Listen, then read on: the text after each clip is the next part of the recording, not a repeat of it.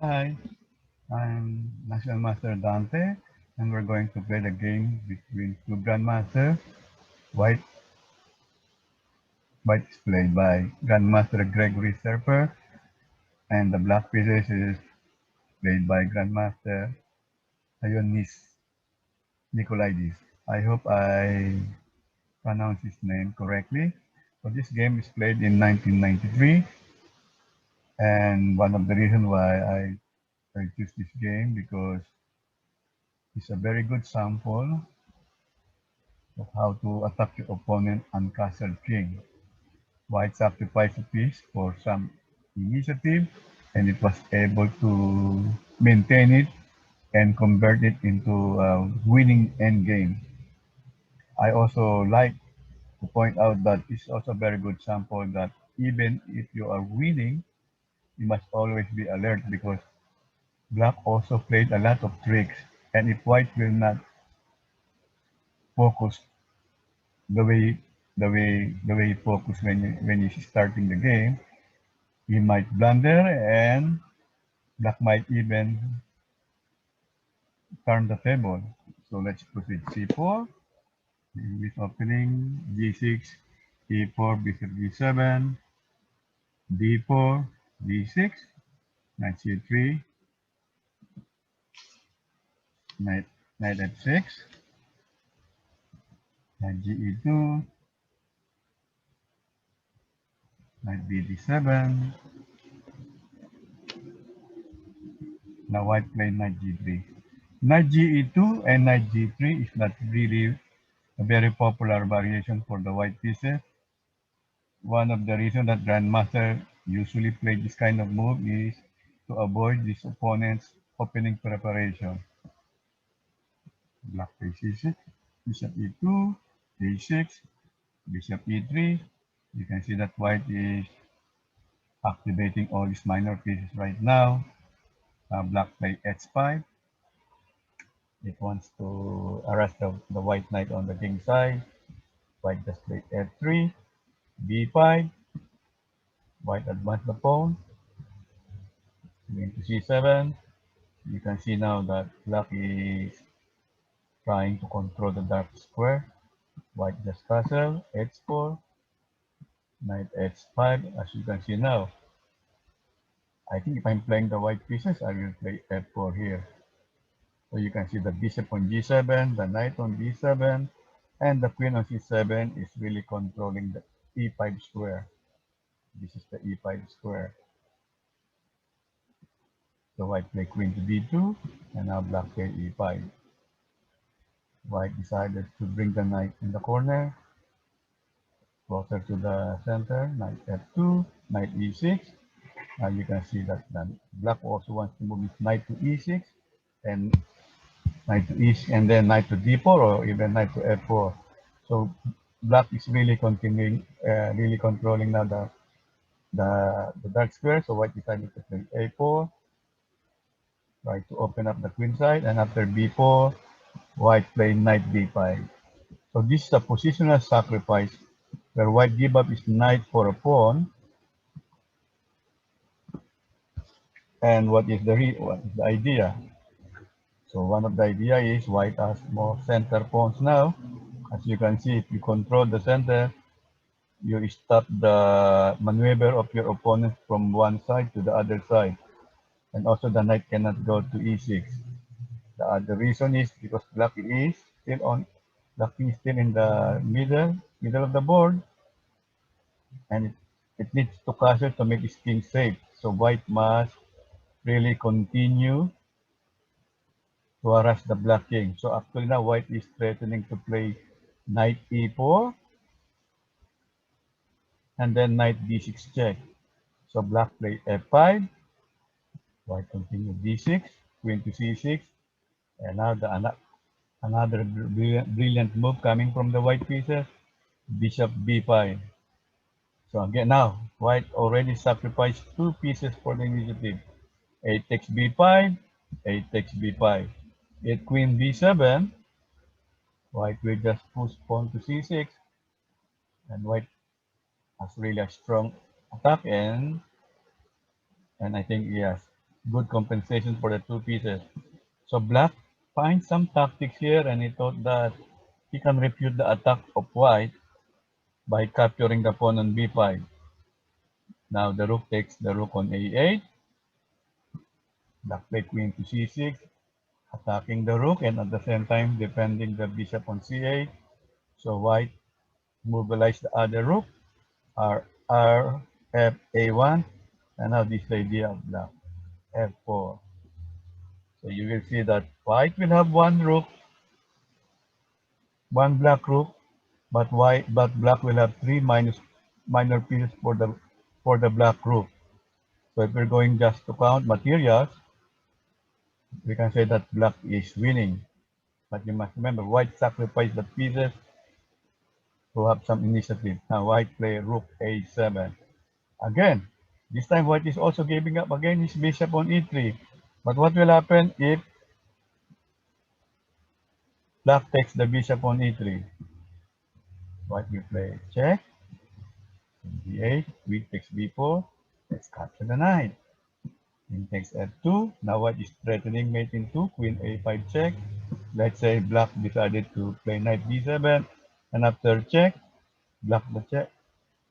White even can give up, can even trade the queen. It's after queen takes queen, c takes b6, the threat of b7 and checkmate, capturing the bishop, or even rook c7 and then capture with the other bishop and give checkmate. So black has no time to capture the bishop on e3. Anyway, black say, anyway, the bishop on e3 is trapped. So I can add one piece to defend my king. So black play knight f8, knight from knight f8 to d7. Oh, sorry.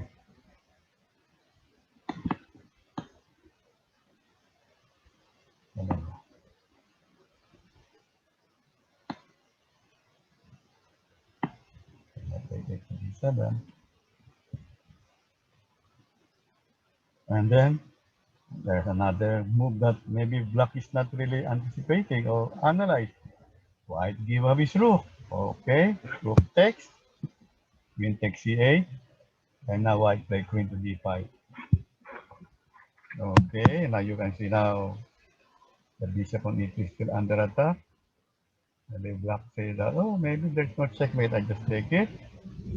Queen to e6 check, king to f8, rook takes d7, f takes b3 check. Sorry, e takes f2 check. Now white must find the best move here, or else it is black we might able to win this game. Let's say actually white play king to f1. Let's say white capture the pawn.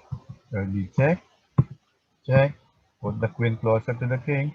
Remember, every move of black should be a check, or else there is a rook to d8 checkmate here, or queen f7.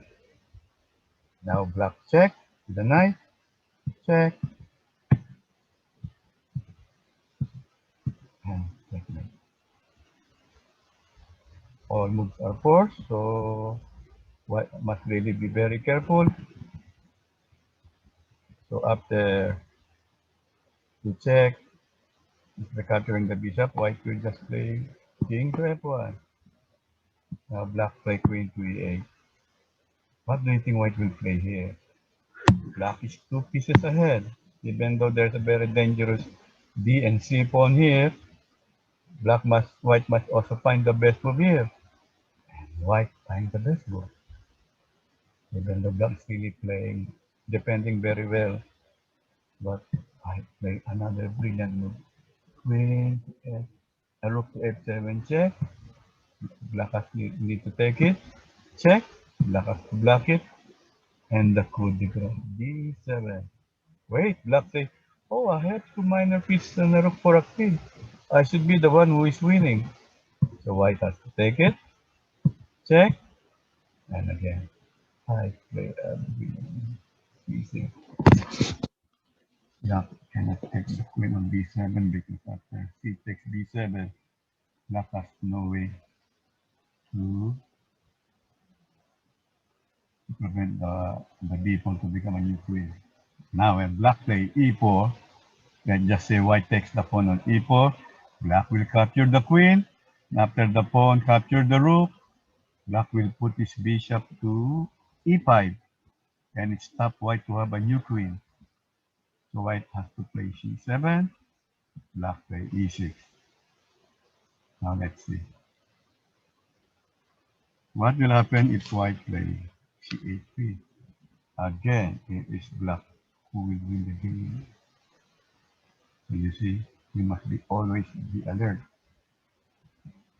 And that's only not the second or third time. There will be another situation later that one mistake for white, maybe black might even win the game. So white play queen to d5 check. How many times now white give up this one? Two or three times now. Queen takes queen. And now white has a new queen. Black play bishop h6, check, check. And white takes the pawn. Black play e2 check.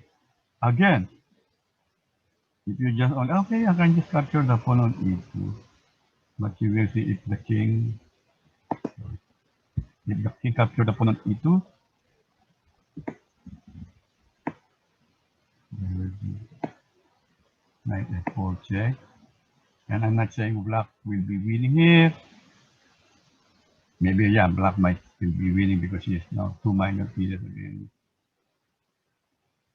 against white only 4 pawns. So white cannot take it the pawn on e2. So white has to take the pawn on f2. And again, black play bishop e3 check. Please take my pawn